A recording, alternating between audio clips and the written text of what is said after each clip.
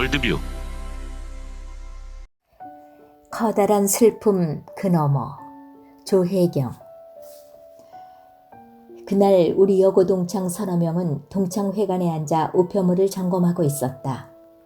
지난 연말에 발송한 회보가 수십 통 반송되어 기수별로 분류하며 주소록 업데이트를 위한 작업을 하는 중이었다.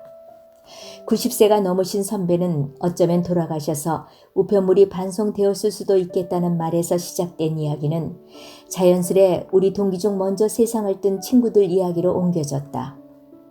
누군 언제 왜 죽었고 누군 또 언제 왜 죽었는지 시간을 거꾸로 거슬러 올라가며 이야기하다가 대화의 대상이 여고 1학년 때 죽은 친구에 이르러 있었다. 그때 한 친구가 나에게 물었다. 혜경아, 너에게 꼭 한번 물어보고 싶었어. 너 그때 왜 그랬어? 왜 걔 무덤에 그렇게 찾아갔었어? 그걸 네가 어떻게 알아? 학교에 소문이 쫙 났었지. 너 맨날 거기 가서 누워있고 그런다고. 그랬다. 매일은 아니고 오전 수업만 있던 토요일마다 그 친구의 무덤에 갔었다. 여고 1학년 때 죽은 그 친구는 중학교도 같은 학교에 다녔지만 나와 친한 사이는 아니었다.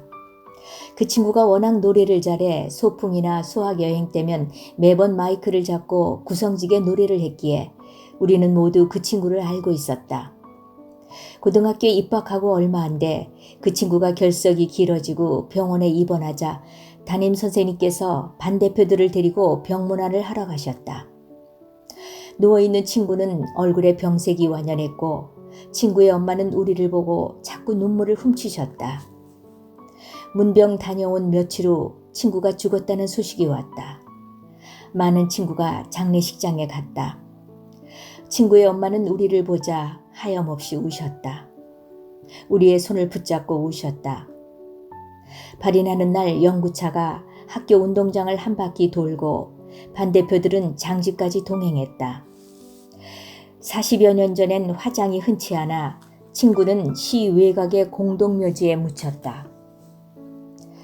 처음엔 죽은 친구와 절친이었던 한 친구가 내게 같이 가보자고 청해서 함께 무덤에 찾아갔었다.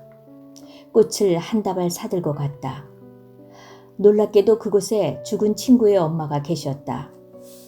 친구의 엄마는 우리를 보자 죽은 딸이 살아온 것처럼 반가워하고 고마워하시며 또 계속 눈물을 닦으셨다. 매일 아침 그곳에 와 계시다가 해 떨어지면 집에 가신다는 것이었다. 함께 간 친구는 그 엄마와 서로 가족들 안부를 주고받으며 도란도란 얘기를 나누었고 나는 말없이 옆에 앉아 있었다. 두 번쯤 그 친구와 함께 갔었던 것 같다. 토요일이 되어도 함께 가자는 말이 없는 친구에게 이번엔 내가 묻자 다른 일이 있어서 못 간다고 했다. 그런데 나는 교문을 나서서 집으로 발걸음을 옮길 수 없었다. 우릴 기다리고 계실 죽은 친구의 엄마가 못 내 마음에 걸렸기 때문이다. 가서 친구의 엄마에게 잠깐 인사라도 하고 오자 하는 마음으로 혼자 버스를 타고 그곳에 갔다. 친구 엄마는 딸의 무덤가를 돌면서 그간 뜯은 쑥으로 쑥떡을 해오셨다며 우릴 기다리고 계셨다. 딸과 친했던 친구가 오지 못한 것을 순간 허전해 하시는 표정이 보였다. 조금 앉아 있다가 내가 먼저 산에서 내려오며 다음엔 저도 못 와요 라는 말씀을 드리지 못해 계속 가게 되었다. 표면적으로는 그랬다. 토요일마다 그 엄마를 뵈어도 서로 할 말은 별로 없었다. 그 엄마는 산을 오르내리며 쑥을 뜯고 들꽃을 꺾고 꽃다발을 만들어 딸의 무덤에 꽂아주었고 나는 친구의 무덤 옆에 멍하니 앉아 있다가 시를 읽거나 소설을 읽었다. 큰 산 전체가 크고 작은 무덤으로 가득 찬 묘원, 그 적막과 고요 가운데 앉아 있자면 끊임없이 일어나는 의문은 인간은 왜 죽는가 하는 것이었다. 그때까지 내 기억에 가장 가까이서 본 죽음은 기차에 치여 죽은 한 거린의 죽음이었다. 초등학교 들어가기 전이었고 외할머니와 함께 어딘가 다녀오던 길이었다. 기찻길에 사람들이 웅성거리며 서 있었는데 저만치에 뭔가 가마니에 덮여 있었다. 할머니는 치마로 내 얼굴을 감싸시며 그 현장을 못 보게 하셨지만 가마니 밖으로 조금 삐져나온 양말 신은 발을 나는 이미 보고 말았다. 술 먹고 기찻길에서 자다가 그리 되었다고 했다. 내가 본 것은 보통 때 쌀을 담는 누런 가마니와 신발이 벗겨진 발 한쪽이었지만 그 장면은 오래도록 내게 무서움의 상징으로 남았다. 어린 시절 가마니에 덮인 죽음의 공포로 자리 잡은 죽음은 날마다 딸의 무덤가를 헤매는 엄마의 슬픔과 눈물에 범벅되어 당시 내 앞에 늪처럼 놓여 있었다. 나는 그 늪 앞에 망연자실 서 있었고 허무주의가 내 발목을 휘감아 늪 속으로 나를 끌어당기고 있었다. 토요일 오후의 그 특별한 외출은 초여름 조회 시간에 내가 운동장에서 쓰러지는 일이 벌어져 끝났다. 밥도 잘 먹지 않고 몸이 점점 약해지는 원인을 집에서 알게 된 것이다.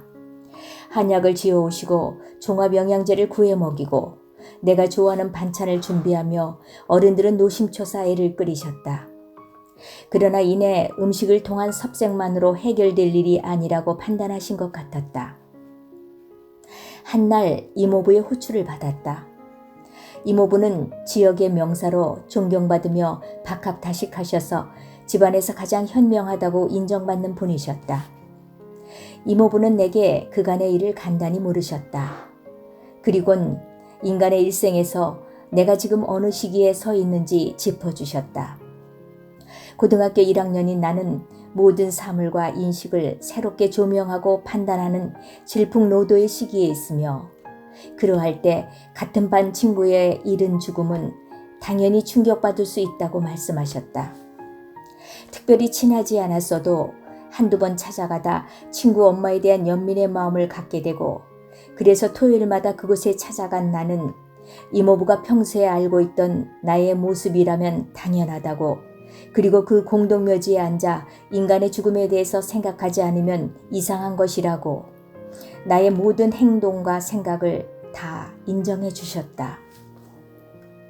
그리고 곧이어 성경의 첫사람 아담과 하와의 계보를 종이에 그려주시며 해 아래에 있는 모든 인간이 죽을 수밖에 없는 원죄에 대해서 그 죄에서 인간을 구원해 주시기 위해 예수 그리스도가 세상에 오시는 구속사에 대해서 도표를 그려가며 설명해 주셨다. 장시간에 걸친 이모부의 말씀은 그간의 나의 갈증과 답답함을 해갈시켜 주었다. 조금 지나치다고 판단될 법한 나의 일탈에 대하여 이모부는 정당성을 부여해 주고 나만이 가지는 특별함으로 인정해 주셨다. 그리고 내가 그곳에 계속 가면 그 엄마도 나를 기다리기 위해 계속 가 계실 수 있으므로 이제 그만 가는 것이 옳지 않겠는가 하는 나의 동의를 구하므로 마침내 그 일에 종지부를 찍게 해주셨다. 과연 이모부는 해안을 가진 분이셨다. 나는 장년이 되어 많은 사람과 교제하며 다양한 고민을 듣게 되는 경우가 많았는데 그때마다 내 고등학교 시절 함께 해주셨던 이모부의 그 따뜻하고 지혜로웠던 상담의 방식을 늘 떠올렸다. 충분히 들어주고 이해하고 인정해주고 의문의 답을 찾아주고 문제에 매듭을 짓는. 죽음이 내게 다른 공포로 다가온 것은 뉴욕에서 한 장례식에 참석한 후였다. 장례식장에 간 것은 고등학교 때 그 친구 장례식장 참석 이후 처음이었다. 퓨너럴 홈에서 진행된 장례 예배 후 뷰잉 순서가 있었다. 문상객이 관 속의 시신을 잠깐 보고 지나는 것이다. 뉴욕에 간 지 얼마 되지 않은 때라 나는 천여 명의 교인을 거의 알지 못했고 그래서 관 속에 누워 계신 장로님도 생전에 뵌 적이 없었다. 교역자 신분으로 참석한 나도 앞사람을 따라 걷다가 고인 앞에 3초쯤 걸음을 멈추고 얼굴을 바라보았다. 잠자는 듯 평온하신 얼굴이었다. 하지만 그날 밤 나는 어린 딸을 먼저 재우고 거의 한숨도 자지 못했다. 관 속에 누워 계신 호흡 떠난 장로님의 얼굴과 뷰잉할 때 관 옆에 서서 하염없이 울던 유족들 모습이 계속 떠올랐기 때문이다. 공포와 슬픔이 뒤섞여 밤새 나를 괴롭혔다. 50대 후반인 장로님은 전주일까지 밴을 몰고 성도들을 픽업하는 봉사를 하셨다는데 몸이 좀 피곤해서 병원에 가보니 간암 말기로 며칠 안 돼 돌아가셨다는 것이다. 이별을 준비할 겨를도 없이 남편과 아버지를 잃은 유족의 충격과 애끓는 슬픔이 내게도 고스란히 다가왔다. 그때부터였던 것 같다. 가족 중 한 사람이 죽는 꿈을 꾸고 꺽꺽 울면서 잠에서 깨곤 했던 일이. 장례는 자주 있었지만 장례 예배의 뷰잉은 좀채 익숙해지지 않았다. 죽음이 내게 현실이 된 것은 할아버지의 소천이었다. 내가 긴 외국 생활을 마치고 돌아온 그해 겨울이었다. 귀국하고 온 가족이 인사드리러 갔을 때 할아버지는 3시 나가 5시 되어 왔구나 라고 기뻐하시며 그간 2번 죽을 고비가 있었는데 너를 보지 않고는 죽을 수 없어 버텨놓으라고 말씀하셨다. 90세가 되신 할아버지는 골다공증의 통증으로 고생하시며 많이 연약해 계셨다. 겨울방학에 아이들과 와서 며칠 놀겠다는 약속을 하고 왔는데 12월 초 위독하시다는 연락을 받았다. 정갈하신 성품대로 할아버지는 혼자서 목욕을 마치고 새 옷으로 갈아입으신 후 나오셔서 주저앉으셨다고 했다. 내가 도착했을 때 할아버지는 의식이 없으셨다. 나는 안타까움에 할아버지의 손을 잡고 할아버지 가슴에 얼굴을 묻었다. 할아버지의 심장 박동 소리가 귀에 들렸다. 그런데 규칙적으로 뛰던 심장이 어느 순간 천천히 뛰면서 약해지는 것이 느껴졌다. 나는 그 찰나와 같은 순간 한 장면이 선명히 떠올랐다. 시베리아 횡단 열차, 광활한 눈벌판을 달려온 긴 여정의 종착역에 들어서며 서서히 속도를 줄이는 기차. 아, 어떡해. 할아버지가 가시는 것 같아. 라고 나는 뒤에 서 계시는 가족들을 향해 탄식했다. 그 순간 할아버지의 눈에서 눈물이 흘러내렸다. 조금 후 삼촌은 할아버지의 허리 밑에 손을 넣어 보시더니 손이 들어가지 않자 운명하셨네 라고 말씀하시며 흐느끼셨다. 나는 할아버지의 장례식 3일 내내 울었다.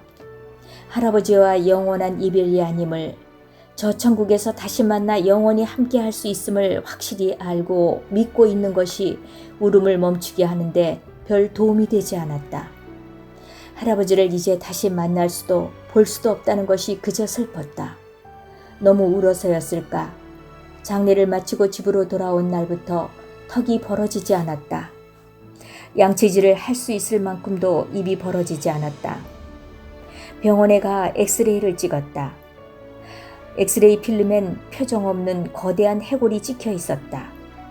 뼈엔 이상이 없고 극심한 스트레스로 인한 근육의 이상 때문이라는 의사의 말은 건성으로 들리고 처음으로 본 섬뜩한 나의 해골이 뇌리에 선명하게 박혔다. 온갖 희로애락의 표정 한 겹만 걷어내면 무표정의 주검이구나 그런 생각이 들었다. 그래서였을까? 나의 첫 소설집을 읽은 지인이 말했다. 모든 소설에 죽음이 있다고.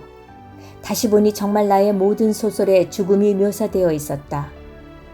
나도 모르는 사이에 나는 글 속에서 죽음에 천착하고 있었고 그것은 어쩌면 여고 시절 어린 딸의 죽음과 그 어미의 서름을 목격하면서 입은 심리적 외상을 스스로 치유하는 과정이었는지도 모르겠다. 지금도 여전히 죽음의 문제는 내게 힘들다. 평소 소원대로 주무시다 평안하게 가신 할머니를 보내드릴 때도 느닷없이 가버린 아빠, 긴 투병, 깊은 외로움 속에 떠난 엄마의 장례식에서도 나는 많이 울었다. 믿음 없는 자처럼, 천국에 소망이 없는 자처럼 대책 없이 울었다.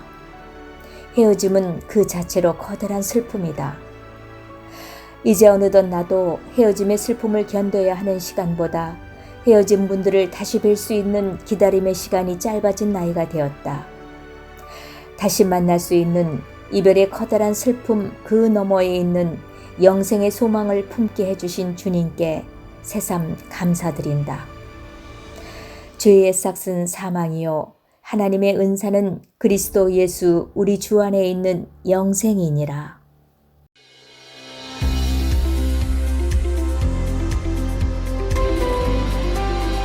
월드뷰